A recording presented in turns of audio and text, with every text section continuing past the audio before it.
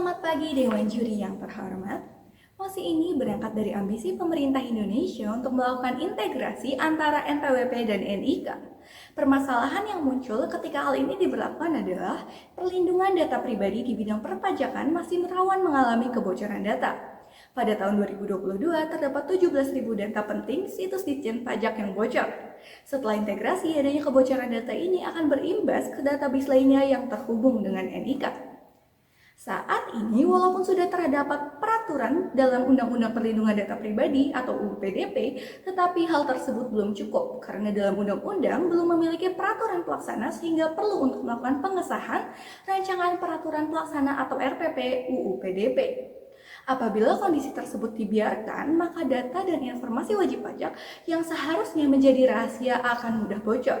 Maka diperlukan langkah represif dan juga preventif sehingga adanya integrasi akan tetap melindungi data wajib pajak. Maka atas dasar hal tersebut kami sebagai tim pro mendukung mosi perdebatan hari ini. Adapun mekanisme yang kami tawarkan adalah secara preventif kami menawarkan 3 poin.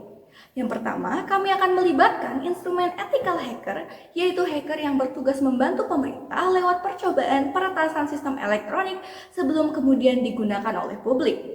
Kedua, kami akan membentuk data protection officer yang memastikan kebijakan integrasi ini telah sesuai dengan undang-undang.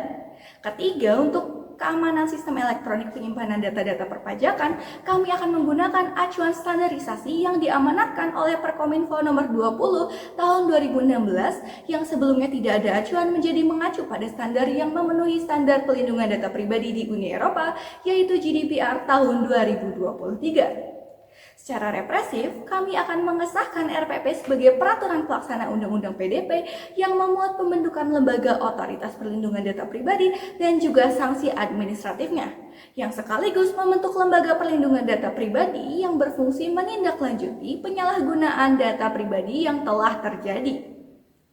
Dewan Juri kemudian memasuki pada poin justifikasi. Mengapa mekanisme kami boleh untuk diterapkan?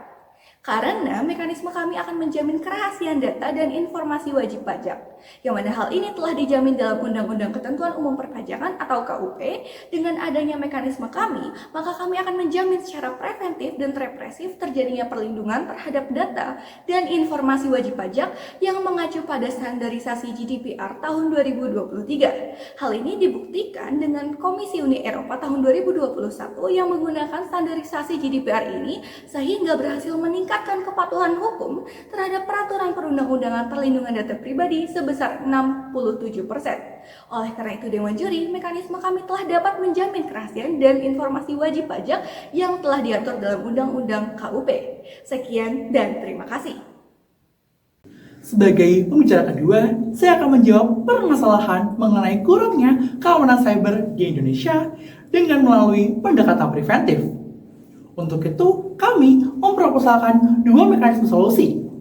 Yang pertama, kami akan memastikan bahwa pengendali data pribadi dan prosesor data pribadi pada integrasi NIK NPWP melakukan tugasnya sesuai pertimbangan DPO atau Data Protection Officer. Integrasi NIK NPWP melibatkan data yang sangat sensitif dalam skala yang sangat besar pula. Sehingga kebijakan ini harus ditetapkan dengan hati-hati dan tidak sembarangan. Untuk melindungi data tersebut, diperlukan mekanisme khusus berupa penunjukan Data Protection Officer atau DPO. Peran DPO ini sangat penting untuk memastikan bahwa kebijakan perlindungan data pribadi berjalan dengan baik dan sesuai dengan amanat UU PDP pasal 53 untuk menunjuk petugas yang melaksanakan fungsi perlindungan data pribadi.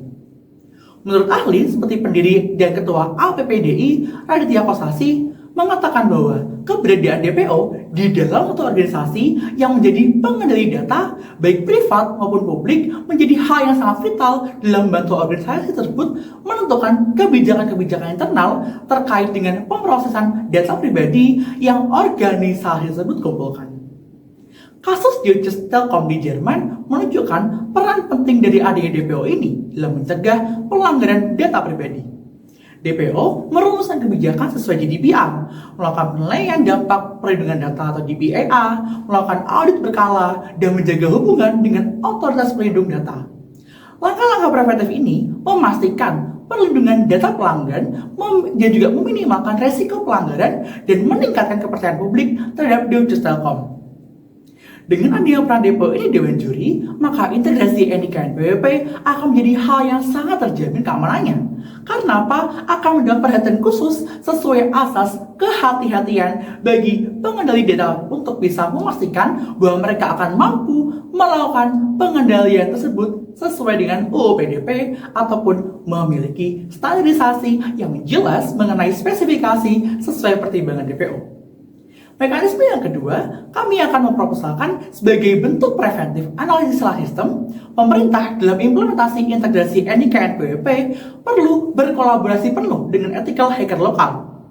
Pemerintah dapat melakukan kerjasama dengan ethical hacker lokal, yaitu apa? Hacker di Indonesia yang mematuhi etik dan melakukan kegiatan hacking untuk mendukung dan memastikan suatu program pemerintah telah aman melalui proses analisis untuk mencari celah dari sistem tersebut.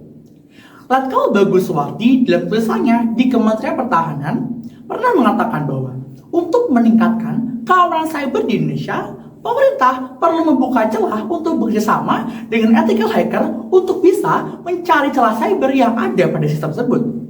Pemerintah dapat melakukan mekanisme ini dengan sistem crowd bounty untuk memastikan bahwa kapasitas dan kemampuan hacker Nantinya Dewan Juri, hacker ini akan menganalisis sistem yang ada pada integrasi NIK dan PWP.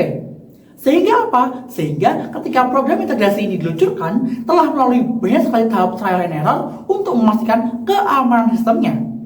Signifikansi yang akan tercipta, yaitu data-data penting terkait NIK dan PWP yang telah terintegrasi, akan memiliki sistem yang sangat aman karena apa? Telah melalui banyak proses analisis celah sebelum diluncurkan.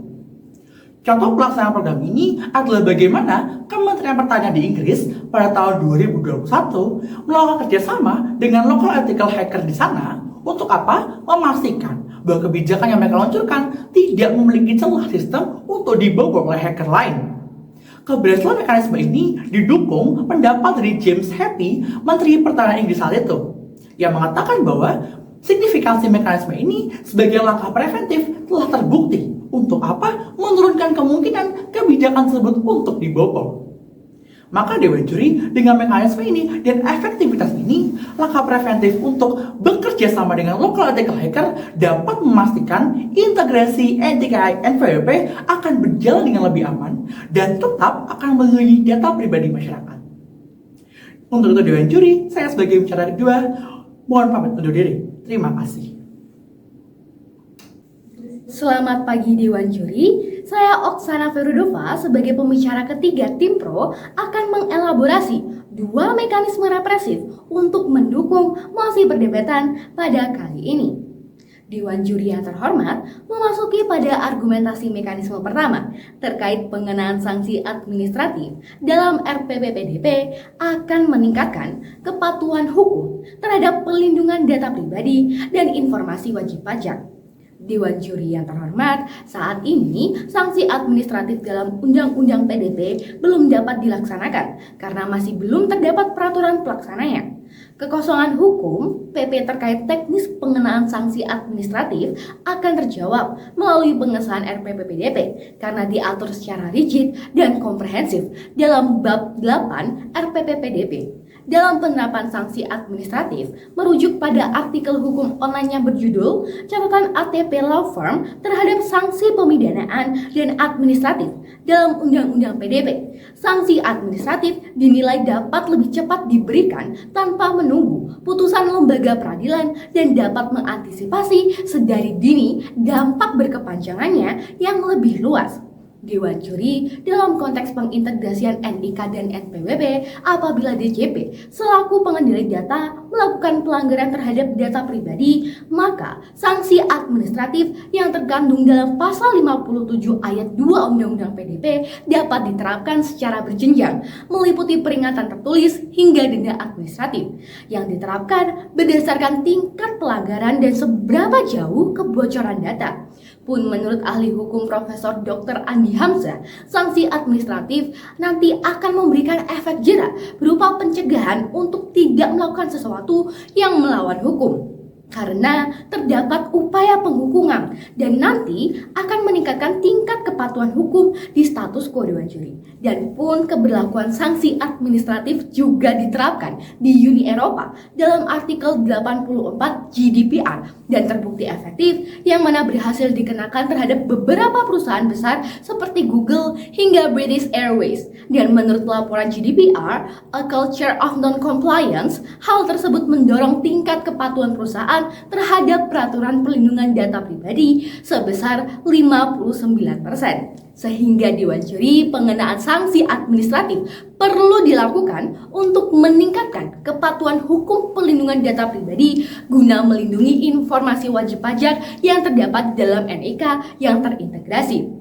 Memasuki pada poin argumentasi yang kedua, pembentukan lembaga otoritas PDP akan menjamin penegakan hukum PDP dalam pengintegrasian NIK dan NPWP. Dewan Juri saat ini terdapat kekosongan hukum terkait pelaksana Undang-Undang PDP itu sendiri, yaitu berupa belum adanya lembaga yang menegakkan Undang-Undang PDP, dan kekosongan hukum tersebut hanya akan dapat terjawab melalui pengesahan RPP PDP, mengingat diatur secara spesifik dalam bab 7 RPP PDP. Bersamaan dengan hal tersebut, kekosongan hukum yang ada diisi oleh lembaga independen sehingga dapat menjalankan fungsi pengawasan dengan baik dan benar.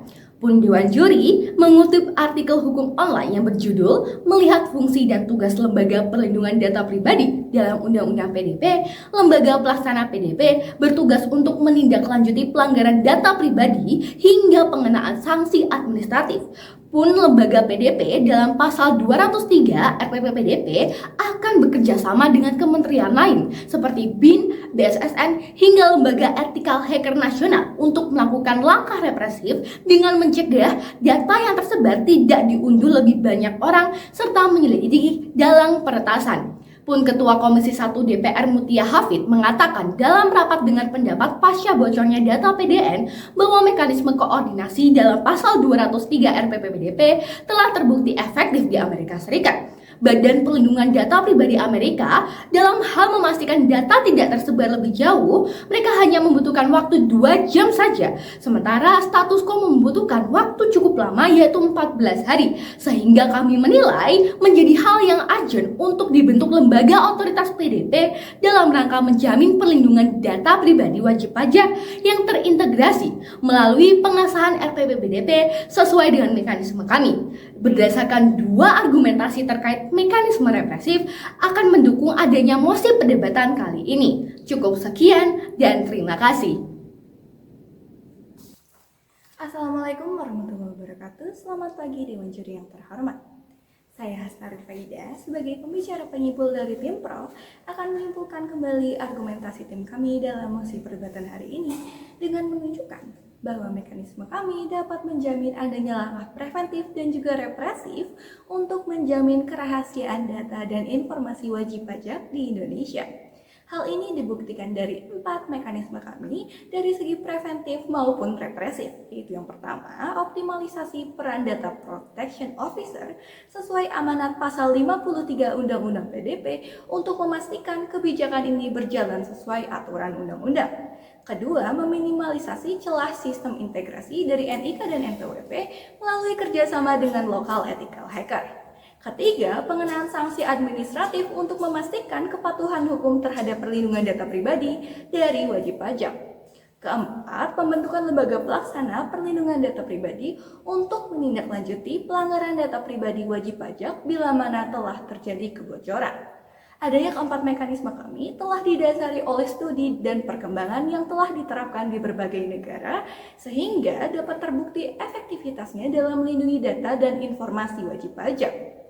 Maka dari itu, dengan terpenuhinya langkah preventif dan juga represif dalam menjaga data dan informasi wajib pajak, maka tim kami telah berhasil membuktikan bahwa tim kami dapat mewujudkan keamanan data dan informasi wajib pajak ditinjau dari peraturan perpajakan di Indonesia.